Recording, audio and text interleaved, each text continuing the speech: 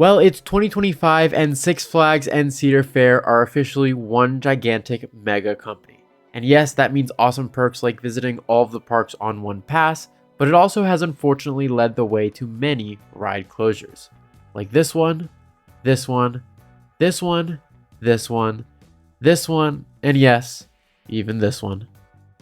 With the combined company still operating at a net negative income margin, many people have been speculating about the future of this new giant company. With company leadership indicating that low-performing parks could be sold off, many coaster enthusiasts are worried about their home park. In this video, we will be discussing which parks are on the chopping block as well as which attractions could be the next to go.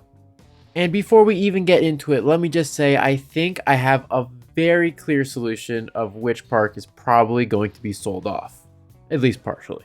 Now, before we even get into which parks are on the chopping block, let's talk about which parks are 100% safe, and these are going to be the largest, highest performing properties. Now, in an earnings call, the CEO of Six Flags stated that they're going to be adding major attractions to 11 of their 14 largest and highest performing properties. Well, let's look at which parks are getting new attractions this year. We have Cedar Point, Canada's Wonderland, Six Flags New England, Six Flags Great America, Kings Dominion, Six Flags Great Adventure, Magic Mountain, Over Georgia, Over Texas, Carowinds, Fiesta Texas. Those are pretty much 100% safe because they are seeing constant investment. And historically, we know that Knott's Berry Farm and Kings Island are safe as well. Here's a map of all of the properties owned by Six Flags, and whoa, it is a lot. In order to make this video a bit simple, I'm only going to be focusing on the theme parks, so unfortunately we're not going to be getting into the water parks here. And furthermore, I'm also going to be dividing these parks into two categories. We have Legacy Six Flags parks and Legacy Cedar Fair parks. That was pretty obvious. So out of these parks, which ones are going to be sold off, if any? And this is pretty easy to tell. First up, we need to figure out which parks provide the most revenue, and those are obviously staying. Surprisingly, I could not find a lot of info park by park of attendance numbers or even revenue numbers. So we're going to have to go off of a little bit older data. Here's a chart that I've shown on this channel before. It goes into the revenue from the parks in 2015. Now, that was 10 years ago, so some stuff on here might have changed, but my general opinion is it's not going to change that much with the exception of maybe Canada's Wonderland. From this chart alone, we can make a pretty accurate prediction saying that a lot of these parks here are going to be safe. We have our Kings Dominion, our Kings Island, of course Cedar Point, Knott's Berry Farm, Canada's Wonderland, and even Dorney Park. Those are definitely safe. And I say Dorney Park because we just saw a giant investment with Iron Menace. So parks that have recently had a huge investment are pretty much going to be safe from the purge. That leaves the four danger ones: Michigan's Adventure, Worlds of Fun, Valley Fair, and of course, California's Great America. So let's take a look at these parks, starting with California's Great America. Yeah, this one is most likely closing, and it's already announced that within the next 15 years, this is probably going to be sold off. So that goes in the sell category. Now let's look at Michigan's Adventure. This park has not received a lot of investment. However, I'm still going to say this is going to stay within the Six Flags chain. The reason is, apparently this is a very profitable park for the chain. Now, not profitable in terms of Knott's Berry Farm, King Dominion, or Carowinds, but profitable in terms of they don't have to invest much in the park. It still receives relatively consistent attendance numbers regardless of what new attractions they add, being none. Worlds of Fun is a very unique situation. They have a ton of land that could be sold off to developers. Maybe even selling some of that land is a decent option if they are really short on cash. Also, Timberwolf is closed for the entire 2025 season, which is a very odd decision considering it's one of the most popular rides in the park. I would say definitely there's a decent chance that some stuff is going to be sold off at Worlds of Fun. Whether it be just closing attractions that are not profitable, or maybe selling off some land, it is most likely going to happen. Valley Fair doesn't also get huge attendance numbers or a lot of investments, so maybe if it comes down to it and they really need money, they would sell off this park.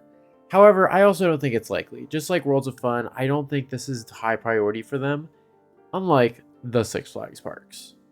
It's no secret that Six Flags came into the merger a little bit worse off than Cedar Fair did. Some of the Six Flags parks are really struggling and have wide open land that could be sold off to developers. So let's get into that.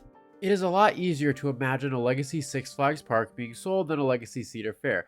We have a lot of weaker properties. There's La Ronde, Six Flags America, Great Escape, Frontier City, Darien Lake, just to name a few. Six Flags already mentioned doing a comprehensive evaluation on all of their properties, and they're definitely going to see something at Six Flags America. And this is the first park that I'd say is definitely on the chopping block. The main reason for this is one, the park doesn't get a lot of love, but more specifically, they have a lot of land. Six Flags America has around 300 acres of undeveloped land. This is land that they have not even touched. That would be pretty cool for them just to sell off the land and leave the park, but we don't know. Maybe they could sell everything together. They would definitely get a lot of money for it.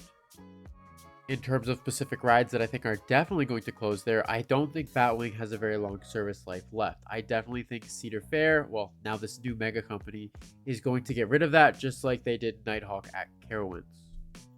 I guarantee you Six Flags Corporate is evaluating Six Flags America to see if it meets the criteria of a park that they want to invest in the near future.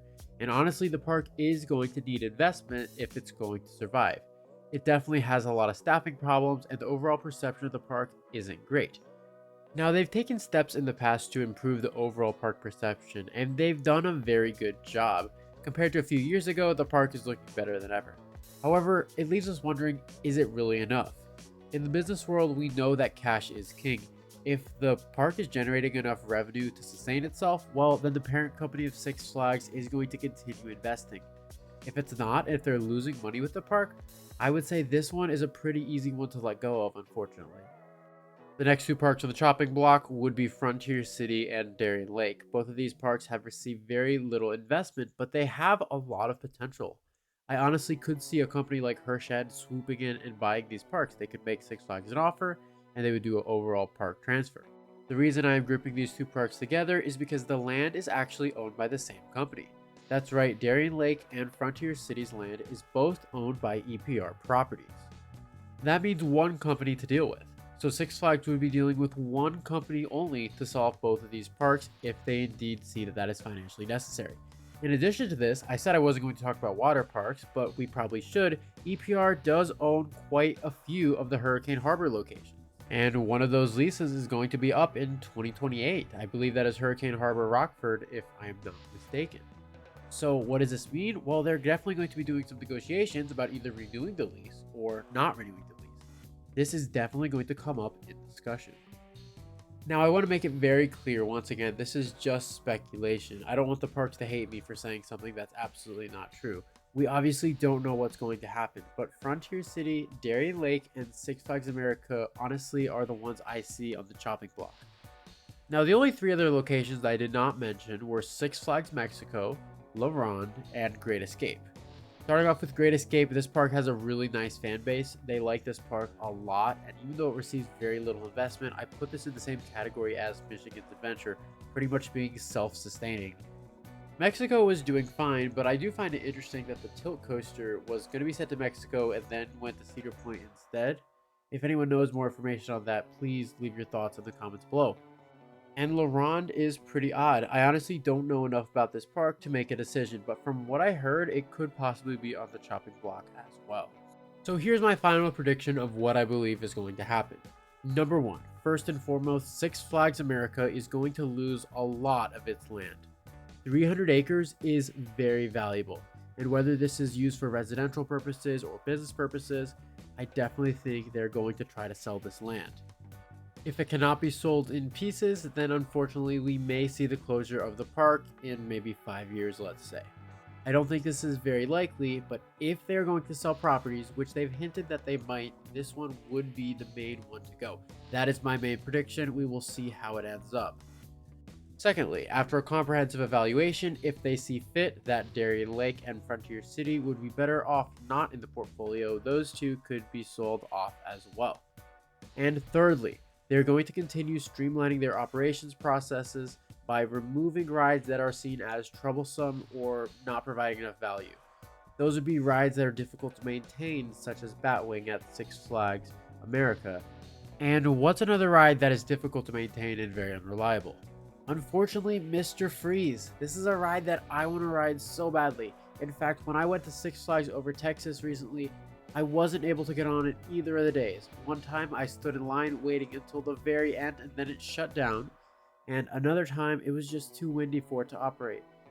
Both of these rides could be on the chopping block given the direction that the parks are now going in. So what do you think? Let me know which parks you think might get the axe by Six Flags, but regardless, I'm just excited to have my all parks passport so I can visit any park I want. Anyways, have a good day, God bless, y'all rock. This is the Coaster Josh signing out.